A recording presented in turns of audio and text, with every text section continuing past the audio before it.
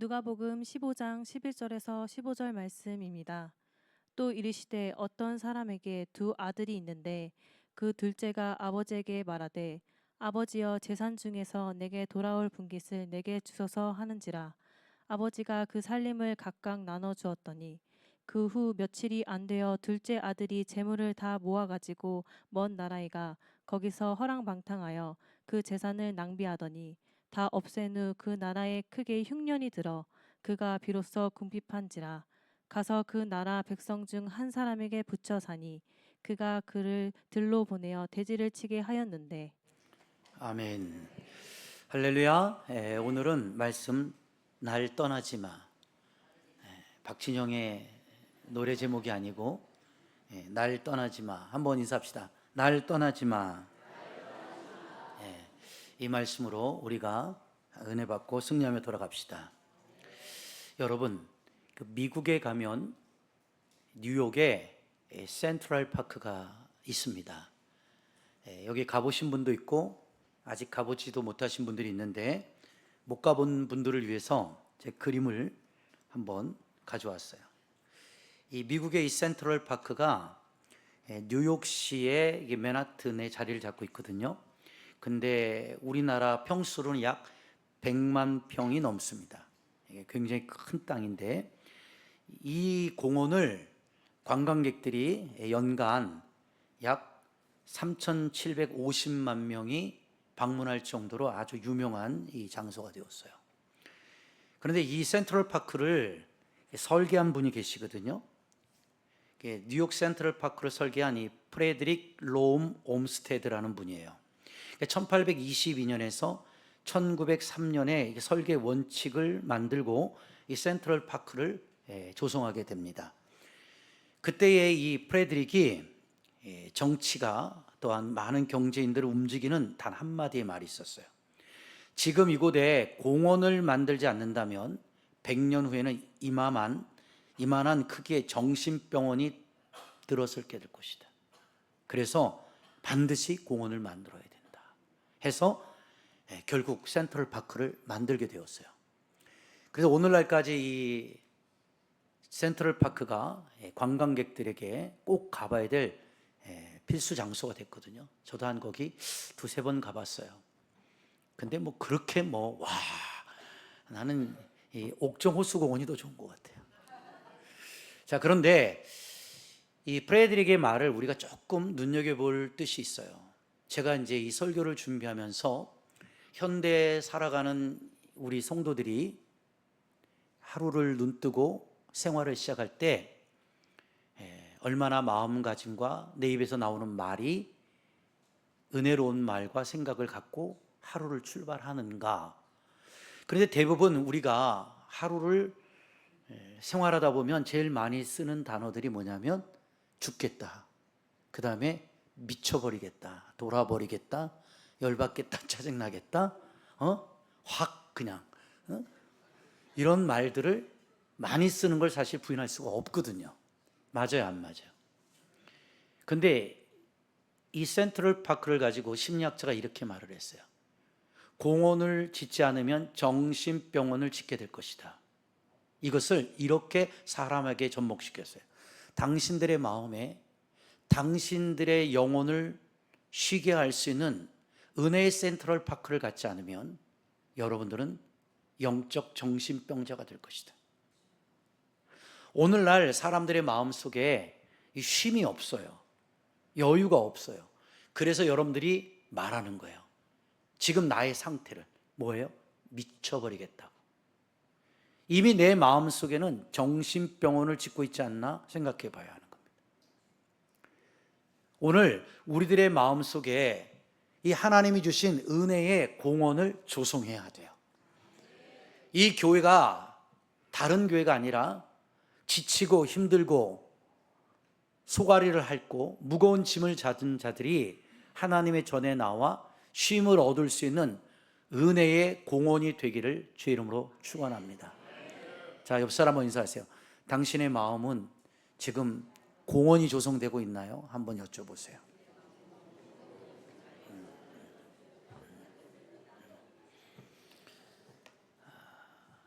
요즘에 이제 날씨가 많이 꺾여서 이제 이 산책하기 참 좋은 날씨더라고요. 어제 밤에도 이제 집사람하고 잠시 공원을 걷다 왔는데 춥지도 않고 덥지도 않고 습도도 없고 이 저녁이 되니까 또 바람이 살살 부니까 굉장히 상쾌하더라고요. 그래서 이 공원에 이렇게 흔들 의자에 앉아 있는데 저한테 그런 말이에요. 여보, 당신은 이런 시간이 많이 필요로 해. 왜 그럴까?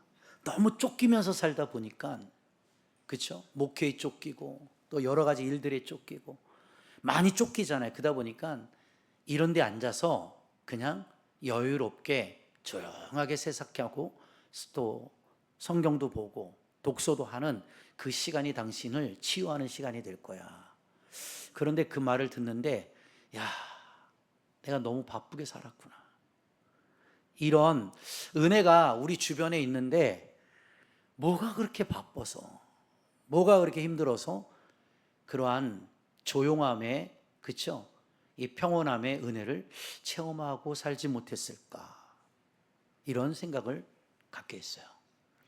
여러분들도 얼굴 보잖아요. 너무 지쳐 있어요. 그렇다가 돈을 그렇게 많이 버는 것 같지도 않은데. 근데 직장에 그냥 너무 쫓겨 다니고 또 사업에 쫓기고 사람에 쫓기고 여러 가지로 쫓기다 보니까 여러분들의 얼굴에 그 여유, 행복, 감동, 감사가 줄어드는 것 같아요. 한번 옆 사람하고 한번 인사 한번 환하게 웃으면서 얘기할래요? 오늘 내가 당신의 공원이 되어 드릴게요. 한번 해보세요.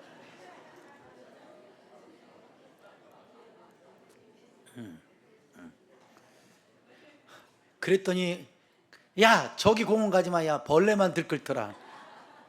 그런 거 아니죠. 공원은 만드는 것도 중요하지만 가꾸고 지켜나가는 것이 더 중요합니다. 제가 오늘 왜 이 말씀을 드리냐면 인생을 살다 보면 참 사연이 없는 사람들이 없어요. 많은 사연이 있어요. 근데 그 사연들을 대부분 들어보면 90%가 슬픈 사연들입니다. 힘든 사연들이에요. 여기 계신 여러분들도 다 힘들고 어려운 그 사연들이 이 속에 꽉 차 있거든요. 그러다 보니까 사람이 하루를 살아가는 데 있어서 행복의 감도가 상대적으로 떨어질 수밖에 없는 걸 우리가 부인할 수 없거든요. 오늘 근데 많은 사연이 있는데 제가 경험한 사연 가운데 가장 슬픈 사연은 뭘까? 제가 어저께 이 성경을 보면서 가만히 묵상을 했는데 많은 사연이 있어요. 근데 제일 슬프고 아픈 사연은 부모님이 나를 떠나는 거, 이것도 아픔이 될 수 있고요. 또 부인이 내 곁을 떠나는 것도 아픔이 될 수 있어요. 또 친구들이 나를 떠나는 것도 아픔이 될 수 있거든요. 근데 가장 아픈 거는 자식이 날 떠나는 거예요. 자식에 대한 문제는 제가 겪어본 아픔 가운데 가장 많이 아프더라고요. 저도 두 자녀를 키우면서 왜 사연이 없겠습니까? 너무 어느 때는 내가 왜 쟤를 낳았을까? 어떻게 다 저런 애들을 만났을까 할 정도로 속앓이를 할 때도 있었는데, 근데 제가 그 아이들을 키우면서 가장 슬프게 울어본 적이 있어요. 너무 속이 상해서. 그런데 그것은 그냥 눈물이 아니라 마음이 찢어지게 아픕니다. 부모님이 나를 힘들게 했다, 와이프가 나를 힘들게 했다, 그 아픔에 비교할 수 없게끔 자식이 힘들고 자식이 어렵고 자식이 고난을 받으면 부모의 마음은 이루 말할 수 없는 그 고통을 안게 되는데, 그 최상급의 단어가 뭐냐면 내 마음이 찢어질 정도로 아프다고 그러더라고요. 그래서 우리 어머니가 저 키울 때 늘 그랬거든요. 왜 너는 나를 그렇게 마음 아프게 하냐, 내가 너를 보면 참 마음이 찢어지게 아프다, 그리고 막 우셨거든요. 근데 저는 그게 하나도 공감이 되질 않았어요. 그리고 제 입장에서 이렇게 얘기했어요. 내가 뭘 엄마 마음을 저렇게 찢어지게 아프게 했을까?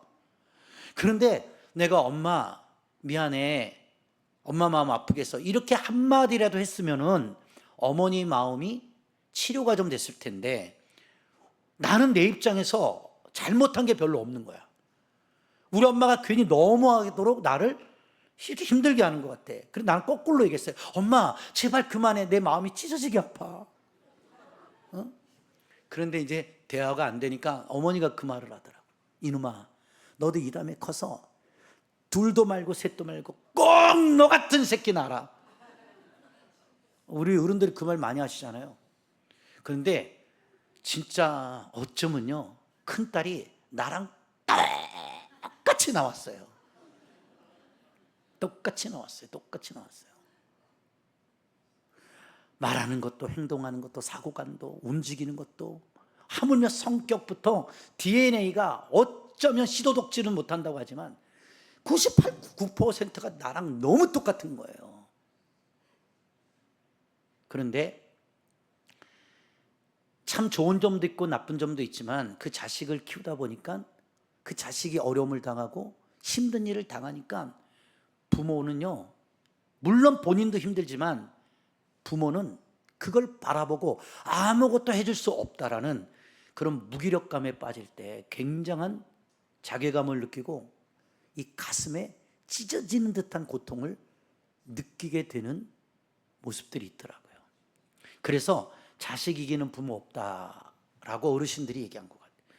그러니까 많은 슬픈 사연이 있는데 자식 때문에 받는 고통은 이루 말할 수 없는 고통임을 우리는 부인할 수가 없지요.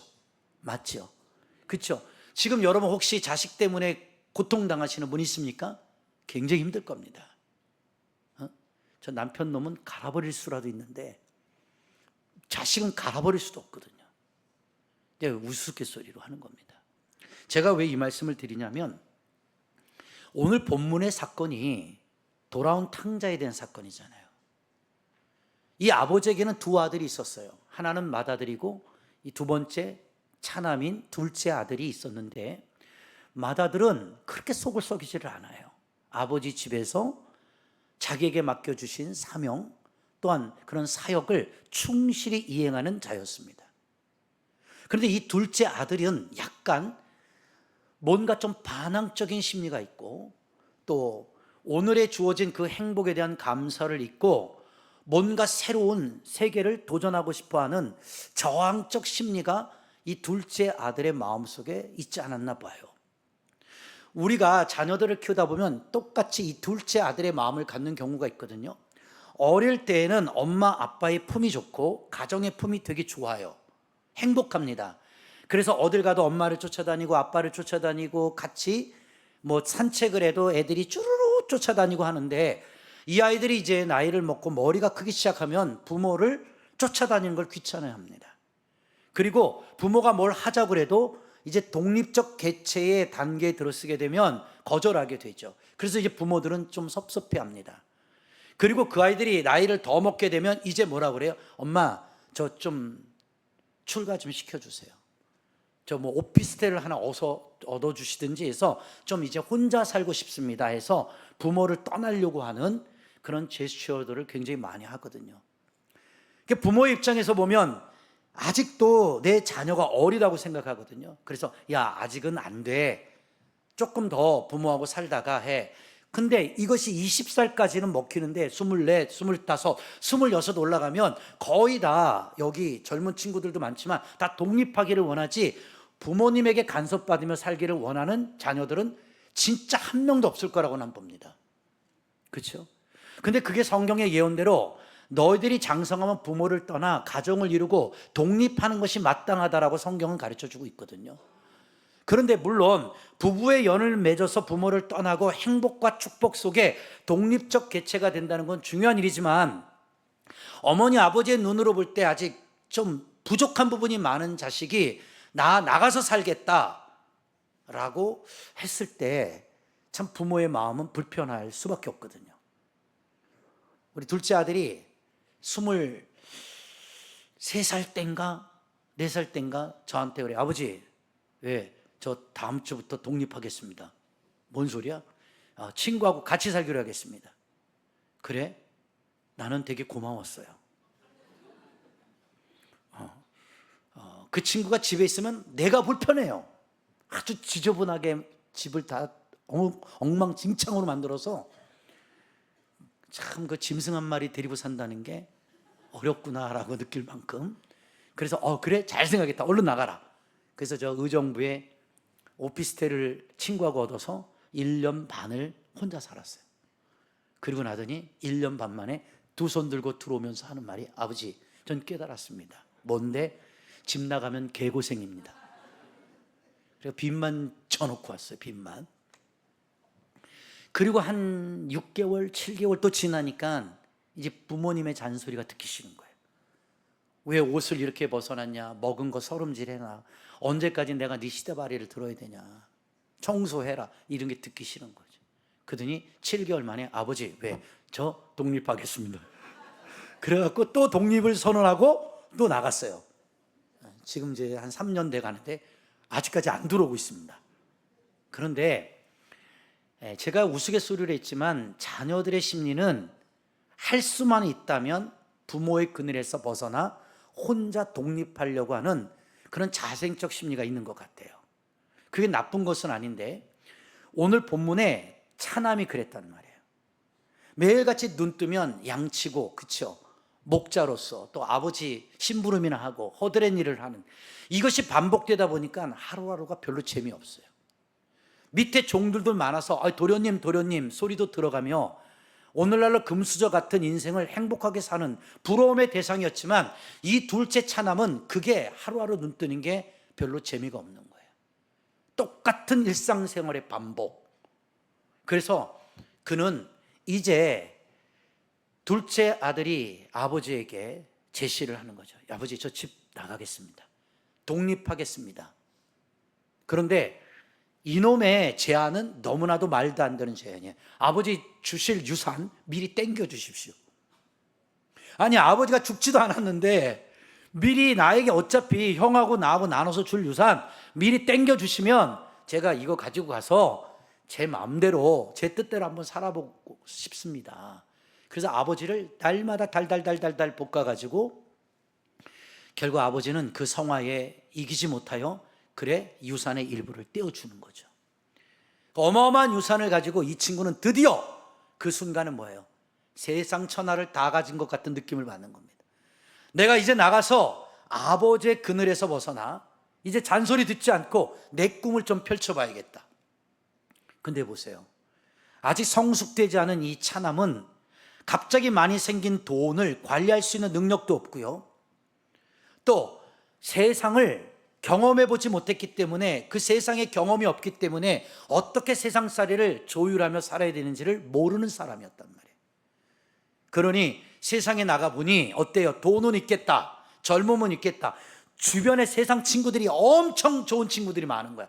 그 친구들이랑 어울리면서 성경대로 말하면 아버지의 재산을 1원 하나 남김없이 쓸 때까지 정말 흥청망청 친구들하고 부어라, 먹어라, 마셔라, 여행 가자, 놀자, 이것으로 인생을 탕비하는 사건들을 오늘 누가복음 15장에 기록이 되고 있거든요. 저는 여기서 영적인 은혜를 하나 깨달아 봅니다. 이게 바로 우리의 모습이라는 거예요.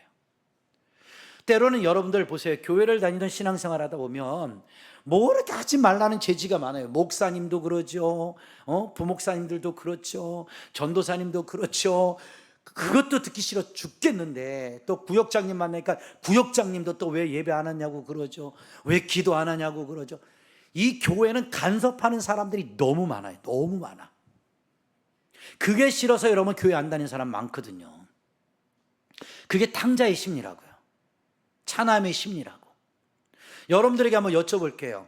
이렇게 우리가 교회 다니면서 목사님을 통해서든 뭐 구역장님을 통해서든 장로님을 통해서든 권사님들을 통해서도 여러분들을 일거수일투족 이거 해라, 하지 마라, 왜 교회 안 오냐, 빨리 와라, 이렇게 여러분들 간섭하면 좋으신 분은 두 손 들고 아멘.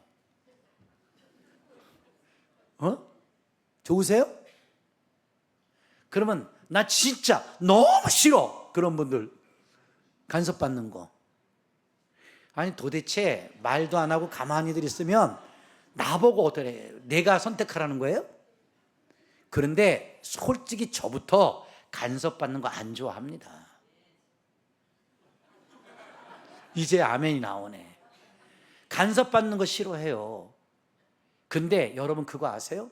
하나님의 섭리, 하나님의 뜻, 이게 섭자가 여러분 귀자에다가 손숫자가 3개, 손숫자에다가 그 귀자가 3개거든요.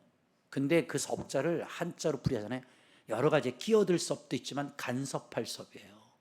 그러니까 섭리라는 건 하나님이 너의 인생을 간섭 좀 하자. 그래서 하나님의 뜻대로 살기가 어려운 거예요. 하나님 뜻대로 살겠습니다라고 하는 순간 하나님의 뭐가 들어와요? 간섭이 들어오거든요. 그래서 하나님은 사랑하는 자에게 뭐예요? 간섭한다고요. 좀 아멘 좀 하고. 근데 여러분들은 왜 탕자의 심리를 갖고 있어요? 그 간섭받기 싫은 거예요. 좀 하나님 간섭 좀 그만하세요. 나도 지금 나이가 58세예요. 내가 알아서 좀 할게요. 그래서 여러분들이 탕자의 심리로 하나님을 떠나서 여러분들이 원하는 길로 인생을 살아봤잖아요. 됩니까?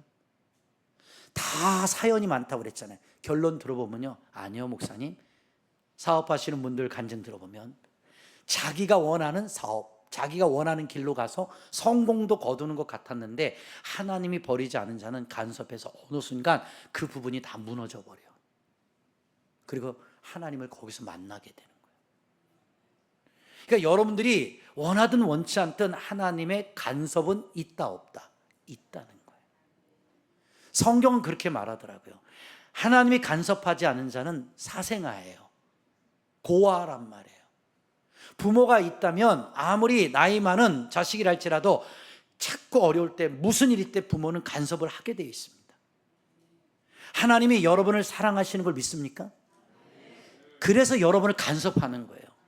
죄지면 간섭하고, 딴 생각하면 간섭하고, 내 뜻대로 살려고 하면 간섭하고. 그래서 간섭이 많은 게 불편한 진실이지만 그 간섭이 하나님의 은혜거든요. 그래서 하나님 뜻대로 살게요 라는 것은 하나님 저를 간섭해 주세요 라는 얘기예요. 오늘부터 여러분들 하나님이 간섭하시길 바랍니다. 성경에는 뭐라고 표현합니까? 대소사, 모든 큰일이든 적은 일이든 출입까지도 내가 너희를 뭐예요? 불꽃과 같은 두 눈으로 보고 계신다. 그게 뭐예요? 네가 들어가고 나가고 생각하고 말하고 행동하는 거 내가 다 간섭하고 있다는 거예요. 그러니까 이 탕자의 심리는 그 간섭이 싫은 거죠. 아버지가 이렇게 해라 저렇게 해라 오늘 뭐 해라 저 해라. 진짜 짜증난다. 빨리 여기서 벗어나야지. 남들은 도련님 저렇게 좋은 행복한 집에서 태어난 그 도련님을 부러워하는데 정작 그 집에서 살고 있는 이 아들은 불편한 거예요. 아버지의 간섭이 싫은 거죠. 그래서 유산을 받아 세상으로 나가버리는 거라고요. 이게 오늘날 우리들의 모습이란 말이에요. 그러면 결론적으로 볼까요? 그렇게 해서 흥청망청 세상 친구 부어라 먹어라 놀자 마시자 그 친구들이요, 내가 돈 쓰고 내가 밥 사주고 내가 뭔가 베풀 때는 다 나한테 옵디다. 그런데 내가 돈 떨어지고 내가 힘이 없어지면 내가 연약해지면 그 친구들이요, 몰라 너 떠나가는 거예요. 욥기서에 보면 욥에게도 세 친구가 있잖아요. 그런데도 욥이 부자고 권력 있고 능력 있을 때는 욥을 부러워하고 욥을 칭찬하던 자들이 하나님께 욥이 어찌됐든 간섭을 받고 어려움을 당하니까 뭐라고 그래요? 너 하나님 앞에 죄졌나 보다. 하물며 내 옆에 있는 와이프까지 뭐라고 그래요? 너 나가서 그냥 죽어버려 하고 부인까지도 남편을 버리고 떠나는 사건이 기록되어 있잖아요. 세상 사람들은요, 내가 세상 말로 잘 나갈 때 내 옆에 꼬이죠. 내가 못 나갈 때 꼬이는 친구는 없더라고요. 그래서 사람이 진짜 좋은 친구 어느 때에 나타나는지 아세요? 어려움을 당할 때. 내가 진짜 힘든 일을 당할 때 끝까지 내 곁에 믿어주고 나를 도와주려고 하는 그 친구가 진짜 좋은 친구라고요. 그런 친구가 뭐라 그랬어요? 어른들이 그러더라고요. 네 인생에 3명만 돼도 너는 성공한 인생이야 그랬거든요. 이번에 제 친구가 폐암 말기로 죽었어요. 근데 누이도 있고 아들도 있고 여동생도 있고 남동생도 있는데 이 친구가 세상 말로 덕이 없어서 그런지 모르겠지만 30년 전에 부인하고 이혼하고 자식하고 30년 전에 헤어지고 다 뿔뿔이 집안이 흩어졌어요. 그래서 이 친구가 죽었는데 어느 누구도 돌아보질 않는 거예요. 누나도 안 오고 아들도 안 오고 여동생도 안 오고 남동생도 안 오고. 그래서 우리 남자들끼리 하는 말이에요. 불알 친구라고, 어렸을 때 고추 내놓고 큰 친구들이라고. 그 친구가 딱 5명입니다. 고등학교 때까지 다 같이 나오고 같은 동네에서 했는데 장례식을 치를 수가 없는 거예요. 무용고자가 된 거예요. 그래서 그냥 의정부 병원에서 그냥 영안실에 하루 놓았다가 그 다음날 장례를 치르는데, 마지막 날에 그래도 그 매형이 나서가지고 얼마나 잔소리를 했는지 모르겠지만 그래도 여동생하고 누이하고 아들이 나타났더라고요. 그래서 화장을 해가지고 저 인천 앞바다에 가서 뿌려주고 왔는데 친구들이 화장할 비용이 없는 거예요. 그래서 친구들이 1인당 30만 원씩 내가지고 150만 원을 만들어가지고 화장터하고 인천 앞바다에 가서 이제 친구를 보내고 왔어요. 그 친구가 산 것은 모든 부모 또 친척 또 형제 아무도 돌아보지 않았지만 그 친구 마지막 가는 길에 그래도 친구 5명이 그 친구를 보내줬어요. 그러면서 그 유의 뼈가루를 바다에 뿌리면서 딱 한마디 했어요. 잘 가라. 고생했다. 그 친구는 아마 마지막 가는 길에는 외롭지 않았을 것 같아요. 그래도 친구 5명이 그 친구를 보낼 수 있었던. 그 친구는 다른 건 다 실패했지만 친구는 잘 둔 것 같아요. 그러니까 저는 그것을 경험해 보면서 뭐냐, 그 친구가 잘 살고 부자였을 때는 엄청난 친구들이 주변에 붙어 있었고, 그런데 결국 그 친구의 죽음 앞에 온 사람은 5명밖에 없더라고요. 여러분, 제가 왜 이런 말씀을 하냐면, 진짜 친구는 많은 게 좋은 게 아니라 내가 어려움을 당하고 내가 슬픔을 당했을 때 내 곁에 있어주고 나를 믿어주고 나를 격려할 수 있는 친구가 좋은 친구라는 거죠. 근데 오늘 탕자는 돈 있을 때는 엄청난 많은 친구가 붙었는데 그 돈이 다 떨어지니까 어떻게 돼요? 이제 제 거, 세상 말로 다 빨아먹었다. 쟤한테 나올 게 없어. 그러니까 뭐예요? 다 떠나잖아요. 아무도 없어요. 그리고 세상 말로 거지가 됐죠. 그리고 쥐염 열매를 주워먹게 할 만큼 그 비천한 자리로 떨어져 돼지 우릿간에 가서 돼지를 치는 아주 비천한 신세로 전락해버리고 마는 사건이 15장에 기록이 되어 있거든요. 사람은 나나 여러분이나 다 똑같은 것 같아요. 뭐가 똑같으냐, 이 고난을 당하지 않으면 내가 누려왔던 모든 그 은혜와 감사가 소중한지를 모르는 거예요. 이 친구는 이제 이 돼지 우리에서 돼지가, 동물이 먹는 그 사료를 먹으면서 회개가 되기 시작하는 거죠. 내가 아버지의 집에 있었다면 내가 이런 수치와 수모를 당하지 않았을 텐데, 내가 아버지 버리고 아버지를 떠나온 대가가 1년, 2년은 행복하게 살았을지 모르지만 결국은 이렇게 비참한 신세가 되었구나. 그 돼지 우릿간에서 허드렛 일을 하며 쪼그리고 움켜 그 사료를 먹는. 그래서 제가 이스라엘에 가봤잖아요. 그래서 교수님한테 물어봤어요. 그때 교수님이 이걸 딱 가리키더니, 목사님 이거 뭔 줄 알아요? 그래요. 이게 뭐예요? 그랬더니 성경에 나오는 쥐염 열매예요. 그래요. 전 쥐염 열매 이스라엘 가서 처음 봤어요. 근데 그 쥐염 열매가 어떻게 생겼냐? 우리나라 말하면 강낭콩, 큰 강낭콩 같아요. 그런데 사람은 못 먹습니다. 그 동물을 먹이는데 거기엔 독성이 있어서 그냥 먹이는 게 아니라 이렇게 삶아가지고, 삶으면 이게 독이 빠지거든요. 그 삶은 이제 콩 같은 것들을 갖다 놓고 이제 돼지를 그냥 태먹이는 거예요. 그런데 그것을 뭐예요? 주인이 돼지 우리에다가 쥐염 열매, 돼지 먹이를 갖다 놓으면 그 친구가 바깥에서 일을 하다가 배가 고프니까 와서 한 움큼 그 쥐염 강낭콩 열매를 쥐어 먹는 거예요. 그리고 연명하는 거죠. 사람은요, 이렇게 죄송한 얘기지만 밑바닥까지 떨어져 봐야 뭐가 은혜고, 내가 뭐가 감사였고, 뭐가 행복이었고, 나아가 무슨 어떤 것들이 안식이었고 쉬움이었는지를 그때서야 깨닫게 되는 것 같아요. 그래서 우리 복음성가에도 내가 누려왔던 모든 것들이, 그쵸, 당연한 것인 줄 알았는데 지나보니 그것이 당연한 게 아니었다는 거예요. 여러분들이 지금 갖고 있는 건강도 당연한 게 아닙니다. 건강을 잃어보면 건강의 소중함이 확 느껴지죠. 또 돈을 그렇게 많이 벌던 분도 돈을 다 날려버리면 돈 귀함을 알게 되죠. 이렇게 사람은 밑바닥까지 떨어져다 보면은 그 소중함을 그때서야 깨닫는다고요. 당자는 이 돼지 우릿간에서 그걸 깨닫기 시작하는 거죠.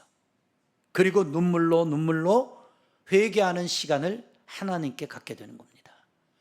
여러분, 여기서 성경이 말하는 예어법을 설명해 드릴게요. 마다들은 누굴 말하느냐? 성경신학적으로 바리새인, 서기관, 사두개인, 유대인들을 말하는 거예요.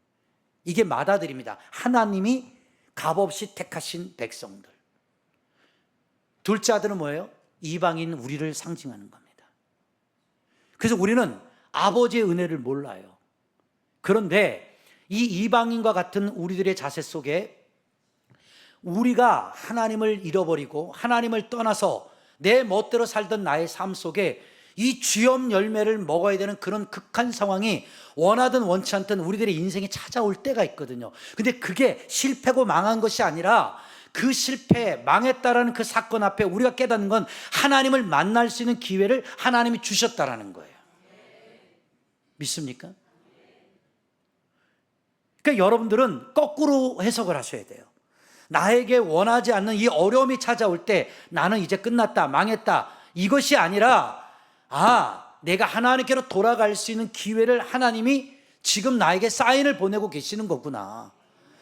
하나님이 그 사인을 통해서 하나님께로 돌아와 하나님의 품 안에서 뭐예요? 영원한 행복을 누리도록 하나님은 여러분에게 믿음의 초청장을 보내신 거예요. 은혜의 초청장을 보내신 거라고 여기셔야 되는 겁니다. 근데 여러분 어때요? 우리는 하나님을 만나지 못하면 그 어려움 속에서도 내 방법, 내 뜻대로, 내 실력과 내 지혜와 내 능력으로 그걸 막 헤쳐나가려고 하거든요. 그러니까 점점 일이 꼬여지는 거예요. 이것이 실타래 같더라고요. 저 어려울 때 집에서 어머니가 쇠타 뜨면서 연명했거든요. 그러면 이 실을 공장에서 받아옵니다. 빨간 실, 파란 실, 하얀 실, 검은 실, 여러 가지 색색 종류의 실을 갖고 옵니다. 그러면 그 실타래를 저를 이렇게 앉혀놓고 끼워, 그리고 이렇게 물레처럼 이렇게 감습니다. 그럼 저는 이러고 앉아있어요. 이거 아르바이트에 그때 그거 한 2시간 앉아있으면 10원 줬어요. 10원. 근데 얼마나 힘든 줄 압니까 이게? 근데 이걸 이렇게 풀면서 실타래를 손에다 감다 보면요, 어느 순간 이 실타래가 옥매져 있는 게 있어요. 근데 그거요 굉장히 풀기 어려워요. 실이 옥매이지면. 근데 그거를 안 풀고 안 풀린다고 해서 쭉 잡아당기면 어느 정도까지는 풀리거든요. 계속 풀면 풉니다. 근데 나중에 가서요 약 3분의 1 이상은 딸딸 어떻게 돼요? 더 옥매져 가지고 써먹질 못해요. 그래서 힘들어도 그걸 살살살살 풀어가지고 줄을 계속 풀어야 끝까지 되는데 그것으로 스웨터를 뜬단 말이에요. 제가 어릴 때 그걸 보면서 느낀 거예요. 내가 아무리 일이 안 풀린다고 해서, 내가 내 인생에 아무리 힘든 일이 왔다 할때라도 그냥 강제로 그냥 대충 뽑아내면은 어느 정도 약 30m, 40m 이상은 뽑아낼 수 있지 모르지만 나머지는 더 엉클어져 가지고 다 버려야 되는 상황이 온다는 걸 깨달았어요. 그래서 어른들이 한 말이죠. 급할수록 돌아가야 된다. 천천히 하라 라고 한 말이 뭘까? 저는 그걸 어려서부터 배웠어요. 여러분들, 기도하는 사람과 기도하지 않는 사람의 차이가 뭔지 아세요? 기도하는 사람은 어려움이 있을 때 인간의 힘으로 밀어붙이는 게 아니에요. 강제로 뽑아내는 게 아니라 하나님이 나에게 기도의 시간을 표를 주신 거구나. 그리고 하나님이 어떻게 하실지를 바라보며 묵묵히 기도하고 엎드리면 그 얽히고 설켰던 안 풀어질 것 같은 실타래 같은 일들이 참 신기하게 풀어지는 역사가 일어나더랍니다. 믿으시면 아멘. 근데 기도하지 않는 사람들은 어때요? 이걸 어떤 방법으로도 해결해야 되니까 나의 모든 지식, 나의 경험, 나의 인맥, 나의 모든 걸 총동원해서 모든 걸 해결하려고 하거든요. 근데 그때는 되는 것 같은데 아니라 시간이 지나 보면 뒤가 더 엉켜 있는 것들을 경험할 때가 있거든요. 오늘 하나님이 차남인 이 탕자에게 베푼 은혜는 차남이라서 베푼 게 아니라 그 주엽 열매를 먹으면서 내가 하나님과의 얽힌 문제, 아버지와의 얽힌 문제, 또한 가족 간에 얽혔던 문제, 친구들과 얽혔던 문제가 무엇인지를 그때서야 돌아볼 수 있는 계기가 됐던 거거든요. 그래서 고난이 우리에게는 유익이 되는 거예요. 그 고난을 통해서 하나님은 이 얽히고 옥매져 있는 이 문제를 너의 힘으로 푸는 것이 아니라 하나님이 주시는 지혜와 하나님이 주시는 믿음의 방법으로 하나님은 해결하기를 원하고 계시는 거예요. 그러면 이제 말씀을 통해 결론을 맺어볼게요. 누가복음 15장 12절로부터 말씀을 가보시면요, 한번 보실까요? 둘째가 말하죠. 아버지, 재산 중에서 내게 돌아올 분깃을 내게 주세요 하는지라 아버지가 그 살림을 각각 나눠줬습니다. 그 후에 며칠이 안 돼가지고 재산을 모아 먼 나라로 가서 허랑방탕하여 재산을 다 낭비했잖아요. 이걸 성경학자들은 이렇게 표현해요. 12절, 13절 자체의 개념은 자기 고집, 그 다음에 이기심, 분리되기를 원하는 마음, 육신의 욕심, 이렇게 나오는데 14절에 보세요. 다 없앤 후에 그 나라에 크게 흉년이 들어 그가 비로소 궁핍한지라 이렇게 나와 있다고요. 그러니까 그 욕심대로 살았지만 결국은 흉년이 들어 그가 비로소 궁핍하였다 이렇게 얘기합니다. 그러니까 결국은 궁핍을 당했다는 거죠. 여기서 궁핍은 육적인 궁핍과 함께 영적 빈곤을 말하는 것입니다. 그리고 보세요. 영적 궁핍함이 찾아오니까 16절에 내려가면 그가 돼지 먹는 쥐염 열매로 배를 채우고자 하되 주는 자가 없죠. 보세요. 비천하게 떨어지는 거예요. 그러니까 아버지를 떠난 대가가 이렇게 비천한 자리까지 하나하나씩 내려가는 거예요. 그리고 뭐예요? 채우고자 하되 주는 자가 없죠. 굶주렸단 말이에요. 굶주렸어요. 여기까지 떨어진 겁니다. 아버지를 떠난 대가가 결국은 돼지가 먹는 쥐염 열매를 먹어야 하는 그 자리까지 떨어진 거예요. 근데 보세요. 이제 이게 결론인데 상승 곡선이 펼쳐지는 시점이 옵니다. 언제부터냐? 보세요. 스스로 돌이켜 그러죠. 스스로 돌이켜 그러잖아요. 이 말이 무슨 뜻인지 알아요? 회개가 될 때 내 죄가 무엇인지를 알고 내가 어떤 잘못을 저질렀는가를 깨닫는 순간부터 이제는 이 떨어졌던 신앙의 곡선이 한 단계 계단식으로 올라가기 시작하는 겁니다. 그래서 깨닫잖아요. 돌이켜 이르되 내 아버지에게는 양식이 풍족한 품권이 얼마나 많은가. 나는 여기서 줄여 죽는구나. 자, 과거에 누려왔던 그 행복이 소중한지를 몰랐는데 밑바닥까지 떨어져 보니까 내가 아버지 밑에서 그래도 간섭받으며 살았던 것이 축복이었구나. 근데 내가 아버지를 떠난 대가가 여기서 굶주려 죽게 생겼구나. 이렇게 깨달음이죠.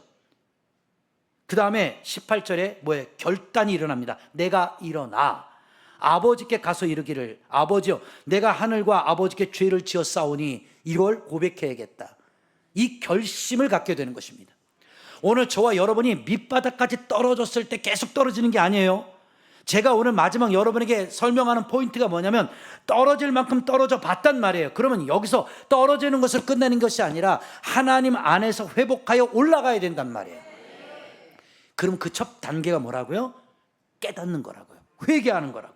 그리고 내가 용기를 내서 아버지 앞에 뭘 잘못했는지를 인정하고 결심하고 내가 죄를 지은 사람입니다라고 고백해야겠다.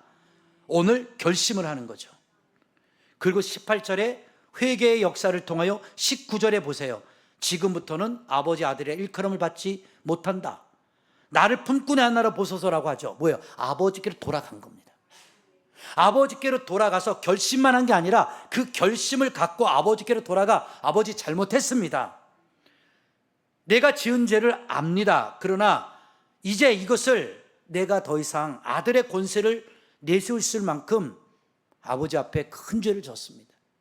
그러나 아버지, 나를 아들로 여겨주지 않아도 괜찮습니다. 품꾼으로만이라도 써주십시오. 그랬더니 아버지가 20절에 말해, 돌아가니라. 아직도 거리가 먼데 아버지가 그를 봤죠. 치근히 여겨 달려가 목을 안고 입을 맞췄다. 이게 뭐예요? 화목의 역사가 일어나는 거예요.